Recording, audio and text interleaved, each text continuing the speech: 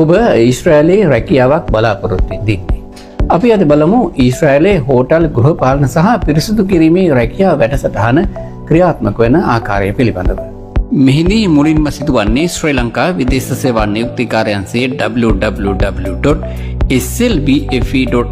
Web අඩවියේ Israel hotel ගෘහපාලන හා පිරිසිදු කිරීමන්සේ රැකියා අපේක්ෂිතයින් තමන් විසින්ම ලියාපදිංචි වීම.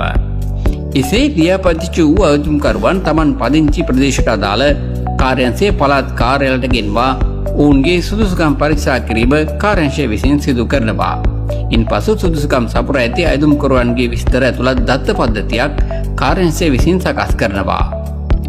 පසුව ඔවුන් ශ්‍රී ලංකා සංචාරක හා හෝටල් කළමනාකරණ ආයතනයට ගෙන්වා ප්‍රායෝගික පරීක්ෂාව සිදු කරන්නේ ඉන් අනතුරුවයි. එයින් සමත් වන අයගේ නාම ලේඛනය කාර්යාංශය විසින් ඊශ්‍රායලයේ පීබා ආයතනයට යොමු කරනවා. එසේ යොමු කරන නම් වල යම් අඩුපාඩු ඇතනම් ඒවා නිවැරදි කරන ලෙස පීබා ආයතනය විසින් කාර්යාංශයට නැවත දන්වා එවනු ලබනවා. කාර්යාංශය එම අඩුපාඩු යලි සකසා නාම ලේඛනය නැවත ඊශ්‍රායලයේ පීබා ආයතනයට යොමු කරනවා. ඉන් අනතුරුව මෙම නාම ලේඛනය පීබා ආයතනය විසින් සිය ලොතරැයි ක්‍රමයට ඇතුළත් කරනවා.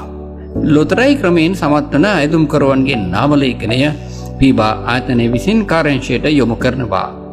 සමත් වූ පිරිසගේ පොලිස් නිෂ්කාශන වාර්තා, වෛද්‍ය වාර්තා ඇතුළු අවශ්‍ය ලියකියවිලි ලබාගෙන වෙන වෙනම ලිපිගොනු පවත්වා ගැනීම කාර්යාංශය විසින් සිදු කරනවා. අදාළ රැකියා අපේක්ෂිතයන්ගේ ගිවිසුම් අත්සන් කර සියලුම ලිපිගොනු සම්පූර්ණ වූ අයගේ නාම ලේඛනය පීබා ආයතනයට යොමු කරනවා. මේ අතර කාර්යාංශය විසින් මෙම පිරිස පෙර පුහුණුව සඳහා යොමු කරනවා.